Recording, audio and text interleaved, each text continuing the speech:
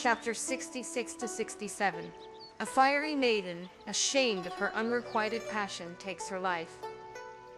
The cold night strides with a cold heart through the gateway of the great void.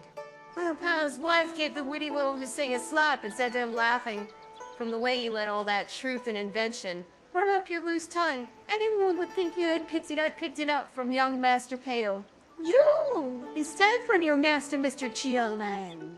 What is that young boy?" "Living with himself generally?" asked the third youth. "Oh, it would be better to ask. What does he not do?" "Certainly nothing very brilliant," replied Lil Sing with a meaningful grin. "He is utterly degenerate and has no interest either in books or in arms. In the beginning, his father, Mr. Chang, used to take some trouble with his upbringing, but he has given that up long since. So the boy is left completely to his own devices. Outwardly, he is a very nice-looking, bright lad, and does not look at all as if he is wanting in the top story. But when you have a good look at him, you can see that he's a weak-witted fool. He seems so timid before strangers that he can hardly get out a sentence. He's a real little sissy of a mother's darling and never feels at ease unless he has a crowd of girls around him to fool about with and to pet and cuddle. The poor soppy fellow lacks all seriousness and firmness of character. With us servants, for instance, he's different every time according to his mood. If he's in a good humor, he jokes with us as if we were his equals, and there's no such thing as difference of class. If he's in a bad humor, he retires into his shell, and other human beings simply do not exist for him anymore. At such times, he doesn't even reprimand us if we behave improperly. Naturally, in these circumstances, it's impossible to have any respect for him." "You servants are certainly a difficult lot to handle," said the third youth, smiling. "We finally have a really good-hearted and conscientious master or mistress. You grumble and are discontented with them." "It's a pity about him, for he's a nice boy otherwise," sighed the second youth compassionately.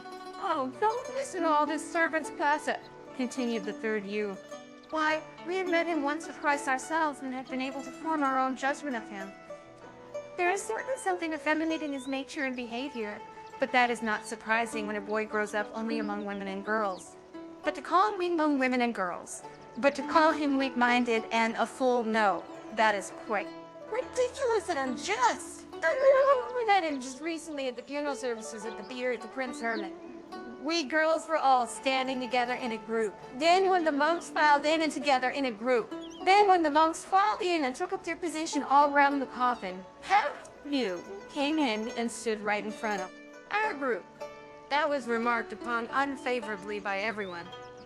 Had he no eyes in his head, and was it not most inconsiderate to stand so awkwardly right in our way, blocking the view from us, people said. And afterwards he told us the reason for his strange behavior. He knew perfectly well what was correct, and he had very good eyes in his head, so he said that he had deliberately pushed himself in between us and the monks, so that we should not be treated too directly to their unsavory odor.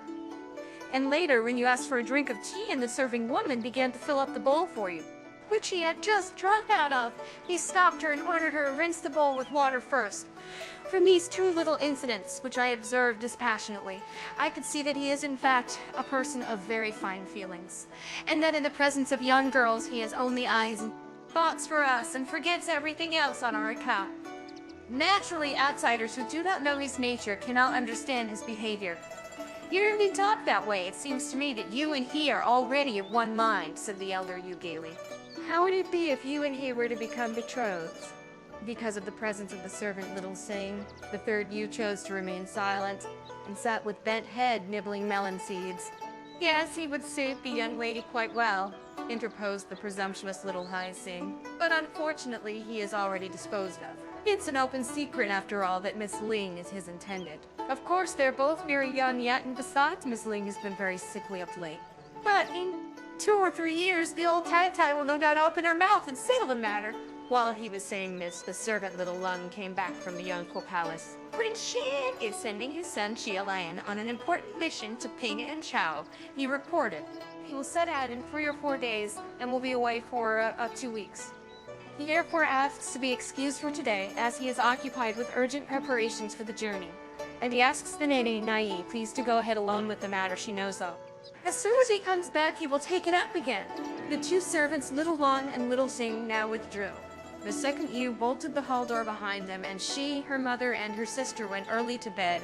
But before going to sleep, she questioned the younger sister persistently, until she found out from her the name of the man who she wanted for her bridegroom. When Xiaolian made a brief dash over early the next day, and wanted to know the name of the third Yu's chosen man as quickly as possible, the second Yu replied with a laugh. "There's no hurry. The man in question is far away. Now heaven knows where and for how long. My sister declares that even if he stays away a year, she will wait for him a year. If it is 10 years until he returns, she will wait patiently the 10 years, but that if he dies in the meantime, she will have her hair cut off and go into a convent. But she will never marry any other man, whatever happens." "Well then, is this fellow who has taken her heart so completely?" asked Xiaolian impatiently. "Oh, that is a long story, but I will make it as short as I can. It began 5 years ago in grandmother's house on her birthday. There was a theatrical performance in celebration of the day. The performers were not professional actors, but all sons of good families. Among them was one who played the part of the youthful heroine. He is said to have fled from the town a long while ago on account of some trouble or other, and to be traveling in distant parts. His name is Wu Xianlian." Oh, so that's the man. So that's the man. A fine, handsome fellow. His sister has good taste and good eyes. One must say that for her. But he's of a cold, proud nature. He has no time for ordinary people, but he gets on splendidly with Yu. Last year he had a fight with our wild cousin his Swede Pan, and to save our family from further awkward incidents, he simply disappeared from the town immediately afterwards without leaving a trace. Perhaps one could find out something about his whereabouts through Powell. You servant, but he is certainly a drifting water plant. It may well be years before it occurs to him to show his face here again, and your sister may perhaps wait in vain. She would do much better to put him right out of her mind. You seem not to know me yet, brother-in-law, interrupted the third Yu, suddenly coming in from an adjoining room. I'm in the habit of saying what I mean. It is either Mr. Liu or no one, and that's that.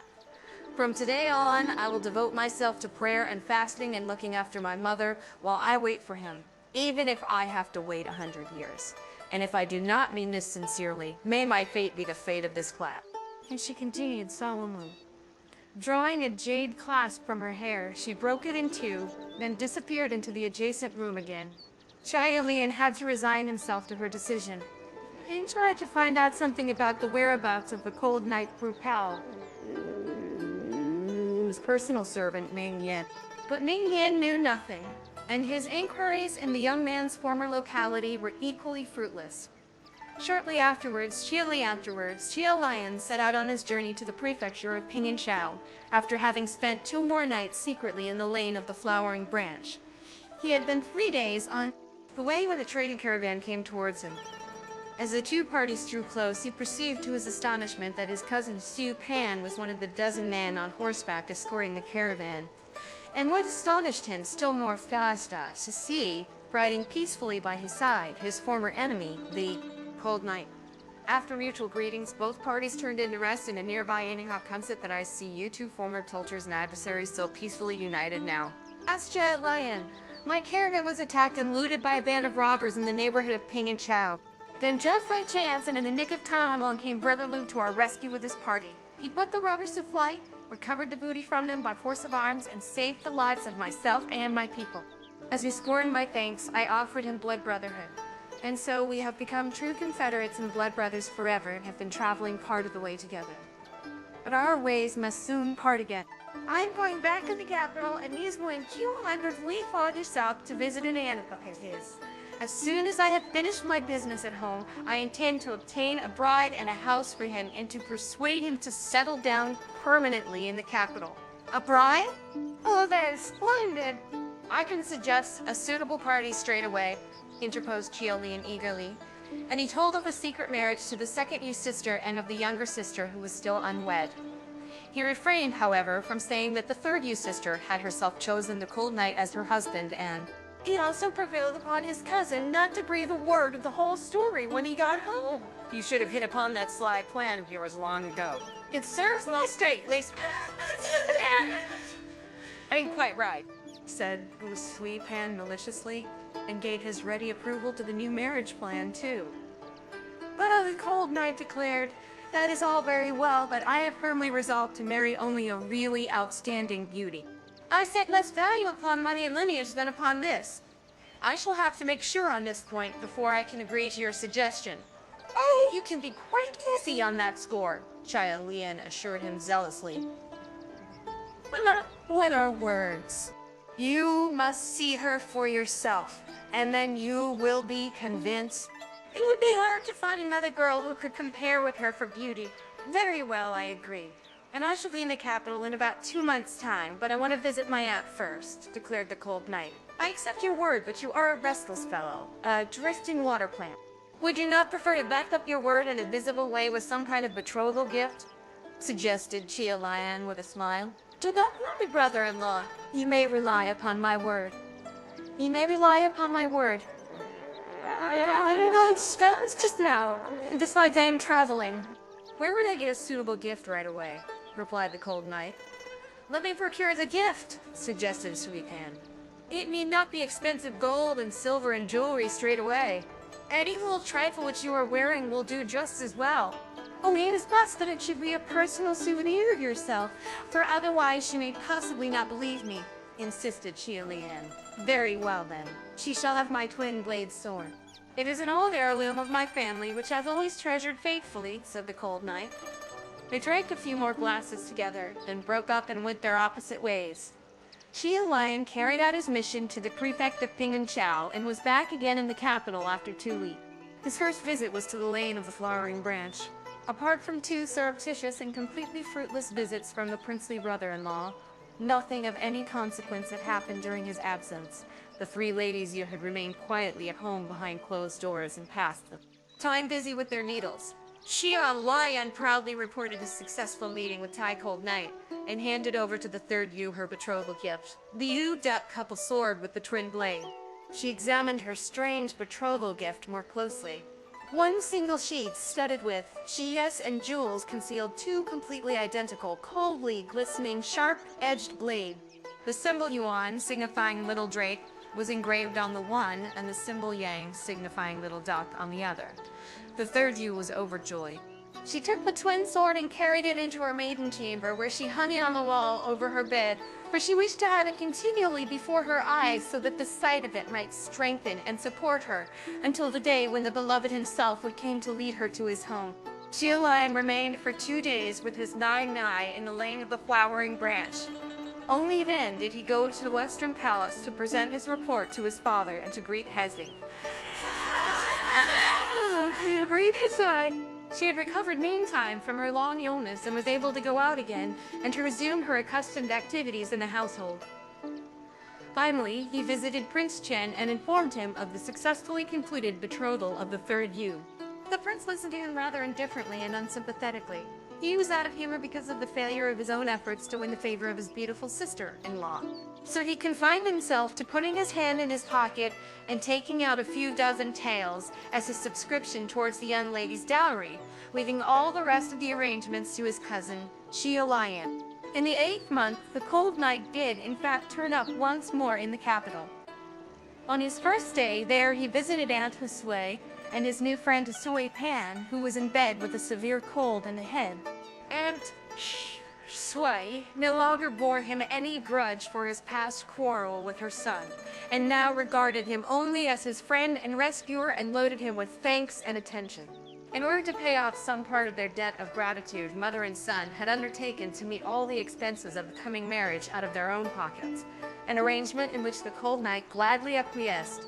The next day he paid a visit of friendship to Paolo, knew and wanted to hear more details about Chia Lian's secret marriage to the 2nd Yu. But Pao, Yu, too, knew only a little about it, from hearsay through Ming Yan. "And in any case, I should prefer to keep as clear of the delicate matter as possible," said Pao Yu, parrying his questions. "But tell me about yourself. I hear that you met cousin Chia Lian on the way to Ping'an and had an important conversation with him. What was it about, by the way?" "What was it about, by the way?" "The cold knight told of his betrothal to the 3rd Yu, which had been agreed upon on the journey." "You want to be congratulated." She's really a ravishing beauty, a worthy partner for you. Oh, indeed. If she is as beautiful as all that, I cannot understand why a poor fellow like me should fall to her lot. Besides, I am by no means on intimate terms with her brother-in-law, said the cold knight thoughtfully. The suspicion that a former light of love of Prince Chen's was being foisted upon him suddenly crept into his mind. It really puzzles me that I was pressed into this engagement in the course of our brief chance meeting on the road. I cannot imagine a girl like that running after a man. I cannot help feeling suspicious about the whole thing, and now I am almost sorry that I handed over my sword as a pledge. I should have preferred to make some inquiries myself first. Your doubts are certainly quite unfounded. First, you insist upon getting an outstanding beauty, and now when you have got her, you begin to falter. Take her and do not hesitate any longer. Are you so sure, then, that she is beautiful? For it seems to me that you do not appear to know much more than I do about her person and her family. She is a stepsister of Princess Chen, whose maiden name was Yu. During the recent funeral solemnities in the Eastern Palace, I met her and her mother and sister I do not know how many times, so I surely must know. The cold knight stamped his foot angrily. Do not talk to me about your Eastern Palace, he cried. The only creatures there that are not disreputable are the 2 marble lions in front of the main gateway. No, the whole business seems most shady to me. I will not go through with it. But he immediately repented of his offensive outburst when he noticed the embarrassed flush on his friend's cheeks. Bowing ceremoniously before him, he hastened to apologize. I have let my tongue run away with me, and I deserve death for my bad manners, he said. But tell me at least something about her character. Oh, please, why do you keep on asking me? Apparently you are better informed than I am.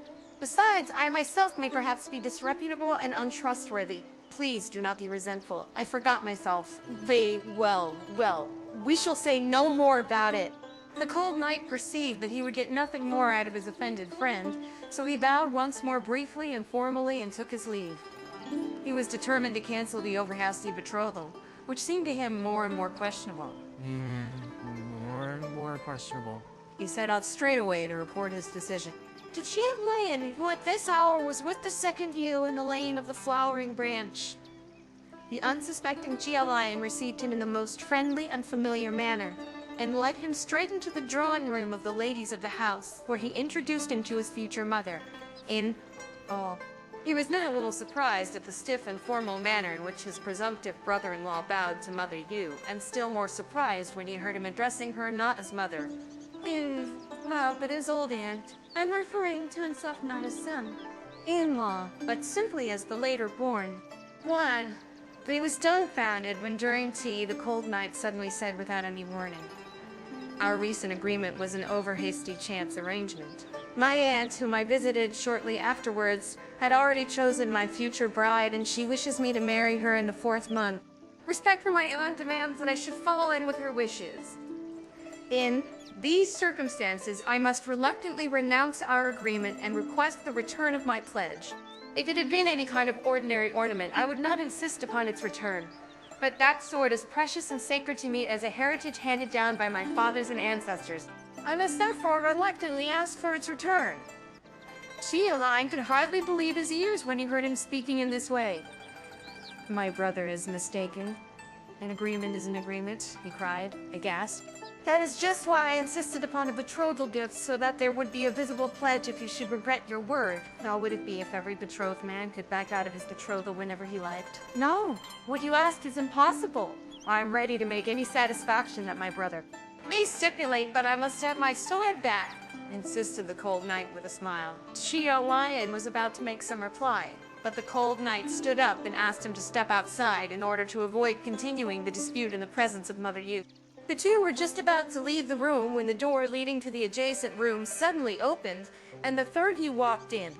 She had been listening to the whole argument from the next apartment, so she'd been waiting and waiting for the beloved, only to hear now that he wished to have nothing to do with her. Perhaps he had heard an unfavorable report of her in the Yangpo Palace. Perhaps she had been described to him as a shameless hussy, unworthy to become his lawful wife. If she let go now without further ado, there would probably be a fierce quarrel outside on her account between himself and Chia Lian. She did not want that. Suddenly resolved, she tore the double sword down from the wall, drew out the female blade, and hiding it under her right arm, walked into the room carrying the male blade in the sheath. Your quarrel is unnecessary. I returned my betrothal gift voluntarily, she said in a voice choked with tears, handing the cold knight the sheath with the male blade. At the same time, she drew out the hidden female blade, and with a powerful thrust, pressed it into her delicate throat. The others sprang forward, aghast, and tried to stop her, but it was already too late. The petals of the broken peach blossom were already falling in red splashes over the ground. The crumbling nephrite hill would never rise again. After the first shock, the mother of the dead girl raised a loud lamentation and broke out in bitter curses and revilements of the cold knight. At the same time, Chio Lion took hold of him and ordered his servants to bind him with ropes and drag him before the court. But the second he dried her tears in haste and made him desist from his intention. My sister did what she did of her own free will. The gentleman has exercised neither pressure nor force upon her, she said. To bring the matter before the court would not undo what is done, and would only bring discredit on our house. Let the gentleman go his way. Chio Lion had to admit that she was right, and he let the cold knight go. But the latter remained standing where he was, as if stunned, wiping away the tears which ran slowly down his cheeks. What a magnificent, heroic girl! Who would have thought such a thing could happen? I curse myself, bringer of woe! He murmured to himself, lost in thought. And he remained there as if rooted to the spot, until a coffin was brought and the hapless girl was laid in it. Then, with his hand on the coffin, he broke into loud lamentations, which continued for some time. Having thus paid the dead girl her due tribute of reverence, he took his leave and walked slowly away. Sunk in thought and tortured with self-reproach, he walked on and on, heedless of either road or goal. Suddenly, he heard a gentle sound like the rustling of silken garments and the tinkling of golden bracelets and jade belt ornaments. And lo and behold, there stood the third ewe before him. In one hand she held his double sword, in the other a parchment scroll, and she said to him in a tone of lamentation, "In the vain folly of my love I waited for you for 5 years. Fool that I was, I did not know that your heart was as cold as your glance. I had had to pay for my foolish passion. With my life, I am now in the service of the Fairy of Fearful Awakening who reigns in the realm of the Great Void. It is my task to register, with my comments in the archives of unpaid love, deaths, notable cases of unhappy love. Deaths, notable cases of unhappy love. I have come to bid you a last farewell, for to see each other again is denied us." With tears in her eyes, she bowed to him in salutation. He threw himself upon her and tried to embrace her and hold her fast, but she pushed his hands gently away from her and eluded him. Thereupon he began to sob loudly, and the sound awoke him, for he had only been dreaming. When he raised his eyes, he saw around him the ancient, crumbling walls of a ruined temple. By his side sat a man attired in the dirty robe of a Taoist priest. He was lame in one foot and was busily engaged catching fleas. "Who are you, master, and where are we?" he asked the peculiar-looking stranger. "I do not know that myself, and in any case it does not matter. I only know that we have just been having a brief rest," came the strange reply. Suddenly illuminated with inward light, the cold knight shuddered with icy horror, and drawing his sword he raised it to his head and cut off his hair. Then he followed the uncanny stranger, he knew not whither.